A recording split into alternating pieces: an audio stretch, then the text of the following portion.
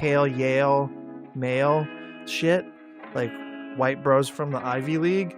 U.S. foreign policy was like that 100%, all the way up until kind of like the unipolar moment. Basically, these guys that run foreign policy have been replaced with more diverse, better representation, better gender balance.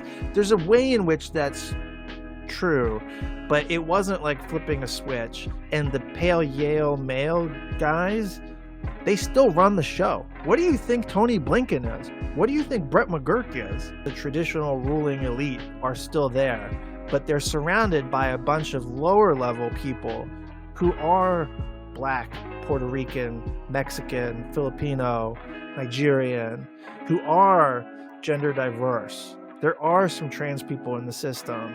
There are more women in leadership. And so that's all to the good. Problem is, it's the rainbow bombs problem. Foreign policy has not fundamentally changed since the end of the Cold War, except to make it more militarist. You know what I mean? So like, it's still an apparatus that's about military primacy, but we got more women in leadership. So that's great.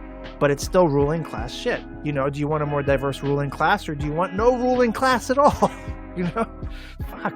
So the representation and diversity is a good thing. But it should not be the fucking horizon. To work in foreign policy now is like everybody who's on this stream probably knows, it's a specialization. You don't go study accounting and then go work in foreign policy most of the time. You study international relations. You study public policy. You study, area studies. Like, you go focus specifically on some aspect of international politics. And then you get a master's degree from American University or Georgetown or some shit.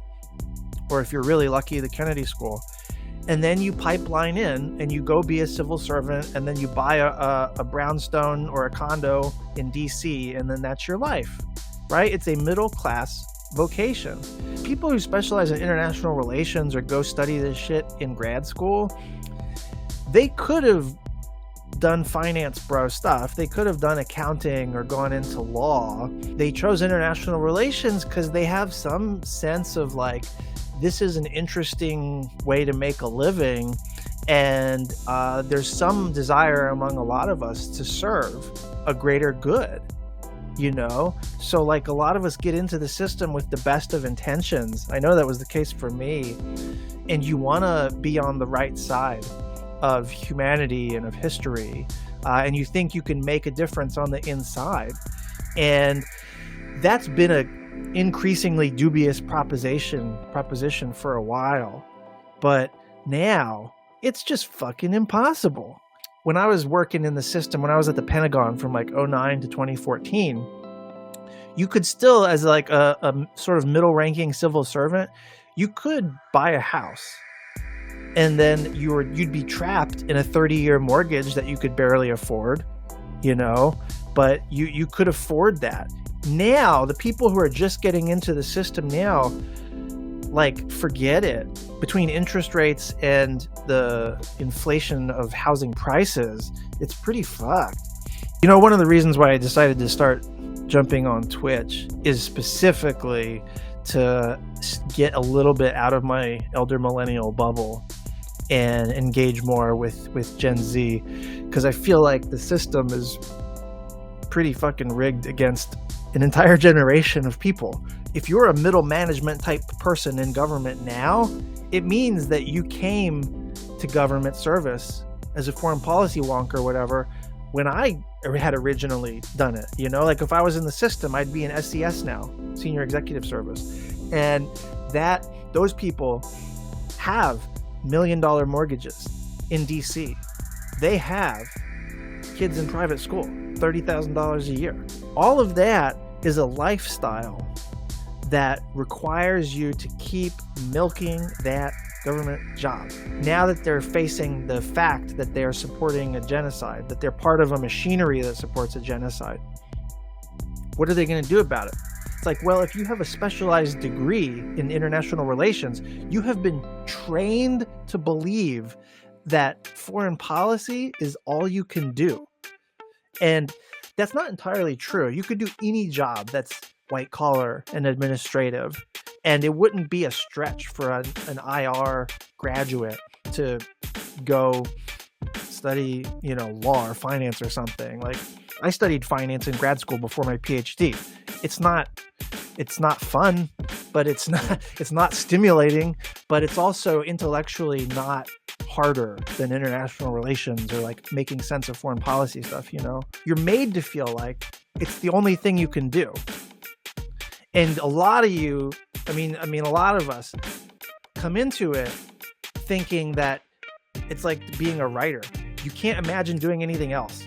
You don't do it because it's fun. You do it because you can't really conceive of doing anything else. For some reason, it just grabs some people, And the trouble with that is that you could that's an okay system to admire and to try to opt into in a world that's structured very differently from the world that we have now.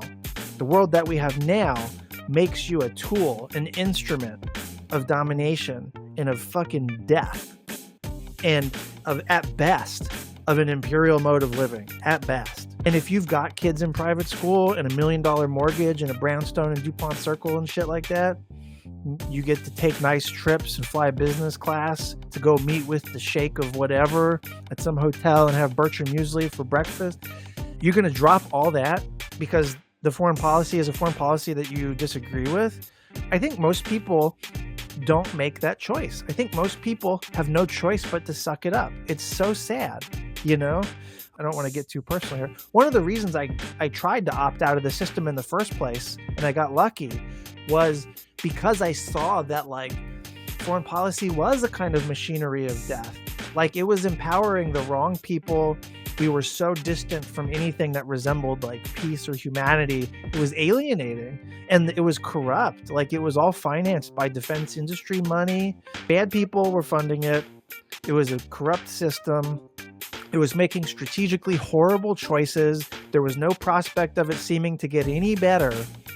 And so I was like, I need to seek life elsewhere if I can. Everybody's got to secure the bag. Everybody's got to make a living. Everybody's got to make rent. And so you do what you got to do. And I don't judge people for that.